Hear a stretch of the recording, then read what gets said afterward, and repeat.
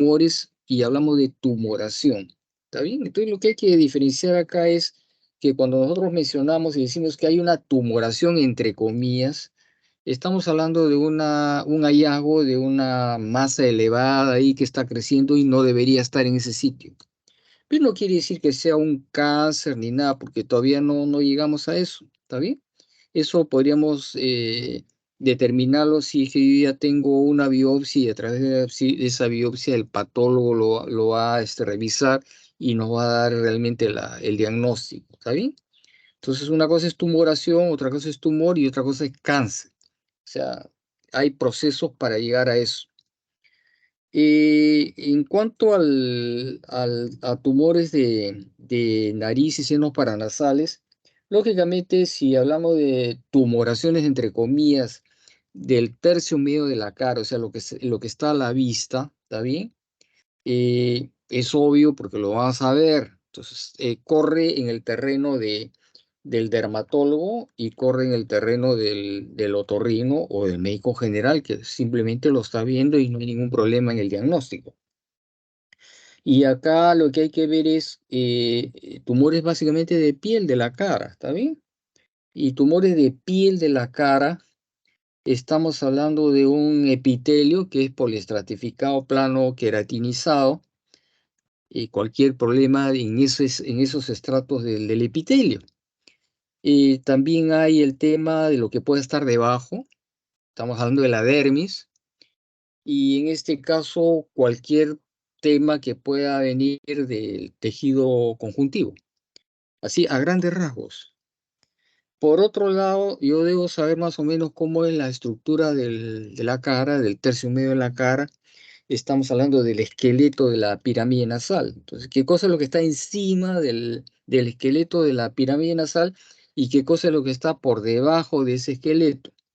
Ahora, lógicamente, por debajo de ese esqueleto estamos hablando ya de las fosas nasales y estamos hablando de lo que está alrededor, que son los senos paranasales. Y acá es completamente diferente porque acá estamos hablando no de piel, sino estamos hablando de mucosa. La mucosa tiene un epitelio que no es la que encontramos en la piel de la cara, es pseudoestratificado, cilíndrico, ciliado, completamente diferente. Debajo de ella, igual, tejido conectivo, conjuntivo, estamos hablando de vasos, una serie de estructuras que están justamente por debajo de ese epitelio. Y no creo que sea mayor problema tratar de entender la sintomatología de un tema obstructivo por la aparición de alguna tumoración en la fosa nasal, ¿no? Porque puede haber, lógicamente, obstrucción nasal, rinorrea, sangre, etcétera, una serie de molestias que no necesariamente tiene que ser por algún tumor, pues también podemos hablar de qué sé yo, pues rinosinusitis o obstrucción por un proceso inflamatorio, viral, bacteriano, lo que fuera. Entonces, todo eso entra a tallar en síntomas de las fosas nasales. ¿Está bien? Y para poder más o menos aclarar el asunto, yo necesariamente tengo que hacer una rinoscopía. O sea, tendría que entrar y ver qué cosa hay en la fosa nasal. Eso está dentro del examen clínico. Ahora, lógicamente, previo a esto está lo que es la historia clínica, ¿no es cierto? Viene el paciente, uno revisa la historia, filiación, edad, sexo, etcétera, en qué trabaja, todo eso de ahí, que es una cosa ya de rutina, está dentro de los procesos de la elaboración de la historia clínica. Y aquí entonces, una vez que uno ya tiene más o menos, investigó todo, vendrá el examen clínico y vendrá la rinoscopía. Y cuando uno entra a ver, lógicamente yo necesito el instrumental para poder ver eso. Y lo primero que yo pediría entonces sería el espéculo nasal y algún instrumento como para que pueda iluminar ahí adentro. ¿Está bien? Y me voy a encontrar con el tabique desviado, o entre comillas, pues, un pólipo, un cáncer, un tumor, lo que fuera. Pero también yo debo saber diferenciar entre una estructura normal, como puede ser el cornete inferior, y diferenciarlo entre un pólipo o algún carcinoma, lo que fuera. Entonces, lo primero que yo debo saber identificar es entre una estructura normal y algo que es, entre comillas, anormal. ¿Está bien? Y aquí voy de que yo puedo ver qué cosa hay a través de la fosa nasal, pero no puedo ver lo que hay alrededor de la fosa nasal. Entonces, estamos hablando de los senos paranasales, estamos hablando del esqueleto del tercio medio de la cara. Por lo tanto, yo debo saber más o menos anatomía, ¿no? Anatomía, disección, etcétera, etcétera, de tal manera que yo pueda identificar las estructuras del tercio medio de la cara, qué cosa hay en esa zona. ¿Por qué? Porque cuando yo le pida una tomografía, está las estructuras del esqueleto del tercio medio de la cara. Y son estructuras más o menos estables, conocidos, y yo tengo que saber los puntos anatómicos de referencia, que eso se va a reflejar en la tomografía. Entonces, de esta manera, si yo estoy acostumbrado y yo conozco cómo es la imagen de la nariz y senos paranasales en una tomografía, y conozco los reparos anatómicos de eso, lógicamente, si yo veo un examen y hay algo raro ahí, entonces no va a ser nada complicado y no voy a tener que depender de lo que me informe el radiólogo, porque uno mismo uno revisa la imagen y debe concluir qué cosa es lo que el paciente tiene, no dejarse necesariamente llevar porque el radiólogo lo diga. Igualmente, para estructuras blandas, entonces yo tengo lo que es la resonancia magnética y también igualito, conocer la anatomía, qué cosa, lo que hay, cuáles son los reparos anatómicos, y eso tiene que necesariamente reflejarse en una resonancia. ¿Está bien? Entonces eso es importante para poder más o menos tener una idea de qué cosa es lo que le está pasando al paciente. Me hablaron de el uso de endoscopios, efectivamente. Pero eso es para el especialista probablemente, y a lo mejor no, ni siquiera el especialista lo va a contar con este equipo, porque está en función también del nivel de equipamiento de los hospitales. Entonces, estamos hablando de un hospital a lo mejor nivel 3 del MINSA o nivel 4 del Seguro Social, o en las clínicas privadas que sí cuentan con estos equipos. Pero alguien que hace medicina general, hace, qué sé yo, pues otra especialidad, o está haciendo su serum, qué sé yo, en las afueras del capitales de provincia, entonces no van a contar pues con un endoscopio ni nada de eso, uno tiene que defenderse con lo que hay en esa institución. ¿Está bien? El- Me han hablado del pólipo antrocoanal. ¿Está bien? Ya, si hablamos de pólipos, es una patología más o menos frecuente, los pólipos nasales. ¿Está bien? Generalmente es un proceso inflamatorio, entonces produce una hiperplasia de la mucosa nasal, y de esa hiperplasia va una formación ya tumoral, que son los pólipos. Ahora, estos generalmente se originan en el meato medio. ¿Está bien? Meato medio es básicamente una estructura que comprende el cornete medio. O sea, o es en meato medio o es en el cornete medio. Ahí comienza todo el tema de los pólipos. Pero cuando me hablan de pólipo antroconal, esta es una entidad completamente diferente, no es lo mismo. Y esta es una patología que se origina, entre comillas, en el seno maxilar, en los bordes del ostium del seno maxilar. Crece de tal manera que obstruye el ostium del seno maxilar y se va a complicar con retención de secreciones en el seno maxilar. Pero resulta que esto tiene una base de implantación, tiene un pedículo que es básicamente como si fuera un cordón umbilical, ¿está bien? Y al extremo distal de ella está el pólipo. Y esto va avanzando así en forma progresiva, se va a la coana, y de la coana termina en la rinofaringe, y a veces, muchas veces lo podemos ver cuando examinamos la cavidad oral, cuando el paciente deglute o pasa saliva, se puede ver la tumoración. Entonces, no consiste el tratamiento en este caso de retirar el pólipo, la tumoración que está en la coana, porque acá va a haber recurrencia. Acá, en todo caso, habrá que entrar al seno maxilar y hacer una cura quirúrgica, una limpieza de esa zona. Si no, vamos a correr el riesgo de que haya una recurrencia. ¿Está bien? El otro tema que me han tocado y han presentado una fotografía del pólipo.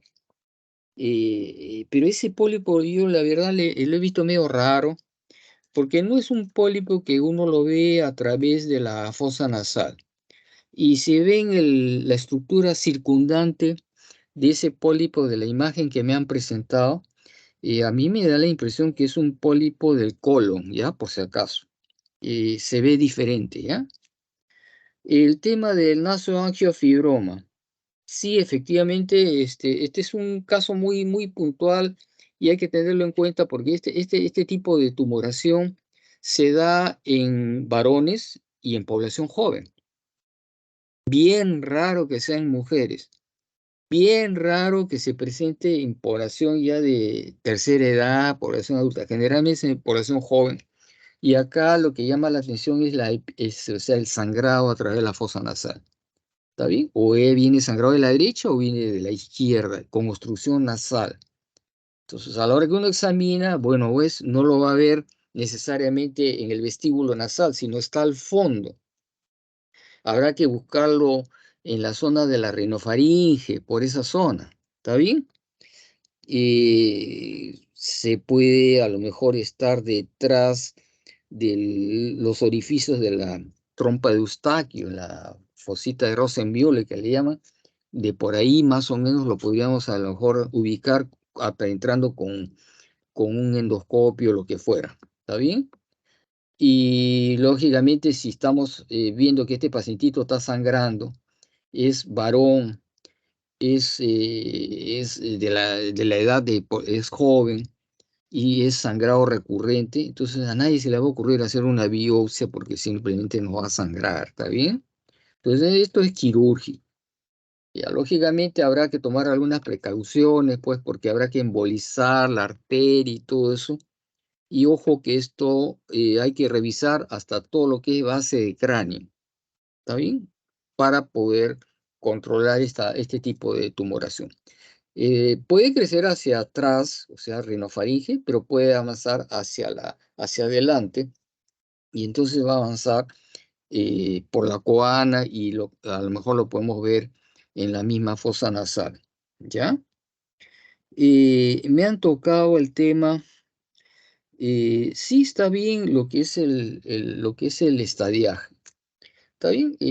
Acá no necesariamente uno tiene que pues memorizar todo lo que es el estadiaje. Simplemente es cuestión de ver dónde está la tumoración, revisar la tomografía, ver la extensión de la tumoración y entonces acudir a la clasificación. ¿Está bien? Agarra una determinada zona, agarra fosa nasal, o agarra seno maxilar, o agarra seno efenoidal, o lo que fuera. Entonces, una tumoración localizada en una determinada zona de esa área que uno está estudiando, estamos hablando de un T1, ocupa toda esa zona T2, así a grandes rasgos generalizando. Cuando ya toca los límites y sale de ese límite, de esa zona que estamos estudiando, estamos hablando ya entre T3 y T4 para cada zona que estamos estudiando. ¿Está bien? La otra es el comportamiento que eso pudiera tener porque está en función ya de la histopatología. Y sabiendo el estadiaje, sabiendo el diagnóstico anatomopatológico, entonces lógicamente podemos tener una idea de lo que es el pronóstico. Ahora, para llegar a eso, uno se cuelga de la estadística. ¿Está bien? Y para alguien que ve al paciente por primera vez y le hace el diagnóstico, entonces puede ser el que haga medicina general, atención primaria, lo ve al paciente, ve los límites de esa tumoración, manda y encarga a través de una biopsia para que el patólogo nos dé el diagnóstico, buscamos si hay masa cervical, ganglios, lo que fuera, o a lo mejor hay por ahí una metástasis. Ya, es el diagnóstico inicial. Entonces, una vez que uno tiene eso, puede, y está bien evaluado, puede entrar a una estadística que es válida, estadísticamente válida. Y eso se va a reflejar en un estudio de un hospital, de una región y de un país. Entonces, todo eso me sirve porque yo me puedo colgar en base a eso, a lo que nos informa la estadística regional o mundial o lo que fuera. Y por lo tanto, yo ya puedo más o menos saber más o menos cómo va a ser el comportamiento de eso y qué pronóstico tiene y qué tratamiento está indicado para eso en ese estadiaje y en ese tipo de tumor que yo voy a encontrar. Está bien, nadie se va a disparar acá con algún tratamiento que no está descrito. En algunos casos será quirúrgico, en otros casos el pronóstico recontra mal, y entonces tampoco no van a sacrificar al paciente y uno ya más o menos tiene el pronóstico de esto, simplemente dará calidad de vida, qué sé yo, mejorar la vía aérea, etcétera, etcétera. O se va a radio porque la radioterapia me dice que yo tengo algún porcentaje de buenos resultados, de éxito, o nada que ver, y entonces será quimioterapia, etcétera, etcétera. Todo eso de acuerdo a la información que a mí me llega. Ahora, lógico que esto no es permanente, pues porque en el tiempo vamos cambiando, porque va cambiando la tecnología, va cambiando los procedimientos quirúrgicos con nuevas tecnologías, cirugía endoscópica, robótica, lo que fuera. Me da un resultado mucho mejor y entonces el planteamiento del tratamiento a través del tiempo va cambiando y va mejorando el pronóstico. En otras va apareciendo algún fármaco nuevo, qué sé yo, un protocolo de quimioterapia de tal o cual fármaco y los resultados también van cambiando. Entonces lo que uno tiene que hacer es revisar pues cada cierto tiempo, porque en este caso, con todo lo que estamos comentando, hay la reunión de expertos y eso se va evaluando los resultados, se va evaluando el pronóstico, la mortalidad, etcétera. Y uno se cuelga una vez más de eso. Nadie se sale de eso. ¿Está bien? Y por lo tanto, si van apareciendo tecnologías nuevas, si van apareciendo fármacos nuevos, si van apareciendo algún método o alguna tecnología en lo que es radioterapia y estas cosas nuevas que van saliendo, lógicamente las recomendaciones de los consensos va cambiando. Y esa resultante de la reunión de los consensos se va a reflejar al final en un protocolo de tratamiento, ¿no? Más o menos esa es la secuencia. El otro tema que he visto que me han presentado es la cirugía. ¿Está bien? Entonces, acá entra a tallar lo que hacen los cirujanos de cabeza y cuello. Y lo primero que uno debe ver aquí es lo que se hace en cirugía experimental, las incisiones y todo eso. Lo que está en el tercio medio a cara, lógicamente está a la vista, entonces hay que tener mucho cuidado cómo se hacen las incisiones y cómo es que uno va a resecar una tumoración que está a la vista, de tal manera que me permita hacer una sutura y pueda más o menos ser estéticamente aceptable. Antes de meter la mano ahí, habrá que, ¿cómo se llama? Planificar bien cómo se hace la incisión, o se hace una cetaplastía, o se va a un pedículo que va a tener que rotar y tapar el defecto que uno está dejando. La otra es que estemos hablando de fosa nasal y senos paranasales. Entonces, la vía de abordaje para muchos de los problemas que se pueden manejar a la fecha sería cirugía endoscópica. ¿Por qué? Porque efectivamente, pues, una cosa es que yo vea con el espéculo nasal y quiera sacar una tumoración hasta, se puede decir, el tercio anterior de la fosa nasal, yo no puedo ver lo que está atrás. Pero si yo tengo un endoscopio, sí puede ser. Entonces, acá uno trabaja con endoscopio, pero no necesariamente viendo a través del ocular, sino acoplado a una cámara, y de esa cámara a un monitor, y entonces uno opera viendo el monitor, no opera mirando el endoscopio. La otra es que el cirujano coge con una mano el endoscopio y con la otra mano está cogiendo la pinza, la tijera, el disector, lo que fuera. Eh, pero hay patologías más complejas, porque ojo que el endoscopio se empaña,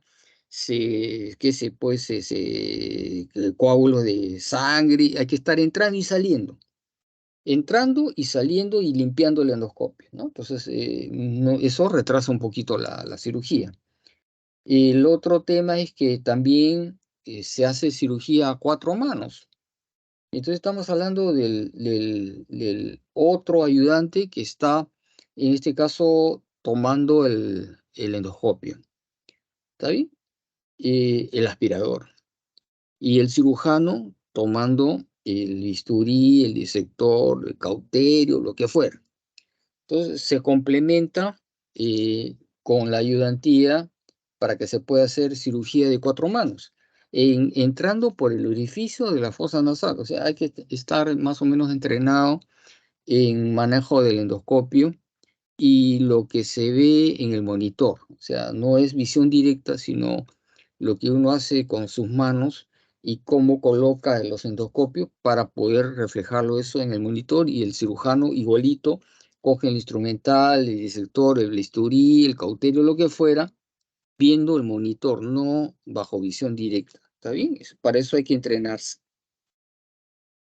Cuando se trata de cirugía abierta, efectivamente estamos hablando de renotomía lateral o entrar por vía transpalatina. ¿Está bien? Entonces, ahí, por ahí he visto una imagen ahí con un separador de MacIvor, ¿está bien? Que es a través de la boca. Me imagino que será pues para ver el techo de la boca, y a través del techo de la boca yo tengo el paladar duro.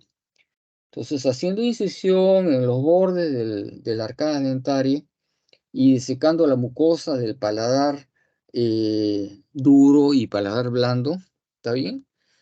Haciendo osteotomías para bajarse el hueso del paladar, se puede acceder al piso de la fosa nasal. ¿Está bien? Más o menos así es la cosa. Lógicamente, una cosa es hacer incisiones en la mucosa y otra cosa es hacer incisiones en el hueso. Entonces ahí tiene que usar osteótomos y ir haciendo incisiones en el hueso, de tal manera que a manera de tapa uno pueda levantar el paladar duro con la mucosa del paladar y pueda acceder al piso de la fosa nasal. Pero acá otra vez tiene que saber algo de anatomía, ¿no? En el piso de la fosa nasal, otra vez yo me voy a encontrar con la mucosa nasal. Entonces, para poder entrar a la fosa nasal, yo tengo que disecar el piso de la mucosa nasal y por ahí acceder entonces a esta parte de la nariz. Lógicamente, yo debo saber cómo está la pirámide nasal con los huesos nasales, y por encima de los huesos nasales lo que es la piel y la dermis, y por debajo del hueso nasal está la mucosa de la fosa nasal, que es otra cosa. ¿Y por dónde entro? Bueno, detrás de la columela. ¿Está bien? Detrás de la columela, hacia la espina nasal, hacia el piso, donde ya empieza, ¿cómo se llama? Donde está la arcada dentaria. Y tendré que separar la mucosa. ¿Y cómo entro al dorso de la pirámide nasal? Ahí otra vez, o tengo que saber más o menos cómo es el esqueleto de la pirámide. Entonces yo tengo ahí el cartílago lateral superior con el cartílago lateral, alar lateral. Entre esas dos se hace la incisión y se entra por encima de la pirámide nasal, o sea, del hueso, y separa todo lo que es la piel. Y si yo quiero ir por debajo del hueso, yo por ahí también puedo entrar y separo la mucosa. y separo la mucosa del tabique y me voy al piso y todo, y tengo expuesto todo, ¿verdad? Si yo tengo algo ¿cómo se llama? En el etmoides, en el meato medio, entonces yo puedo acceder de esa forma. Si yo tengo algo en el caum atrás, yo puedo acceder con una transpalatina, ¿está bien? Y si yo tengo algo más adentro, tendré que abrir el seno maxilar. En ese caso sería un Cadwell loop, y me voy atrás en la pared posterior del seno maxilar, que es hueso, y entro al espacio pterigomaxilar. Y del espacio pterigomaxilar, bueno, pues está ahí entre la fenopalatina, puedo ligar, si yo tengo sospecha de que me va a sangrar, puedo poner un clic, puedo poner con una pinza bipolar y sellar el vaso para que no me sangre, porque todo eso entra, esa arteria entra por la cola del cornete medio. Todo eso de ahí es anatomía. Y lógicamente para acceder y qué abordaje voy a hacer, qué incisión tengo que hacer, tengo que saber algo de anatomía necesariamente. Ahora, para llegar a todo eso, lógicamente yo me baso en la estadística.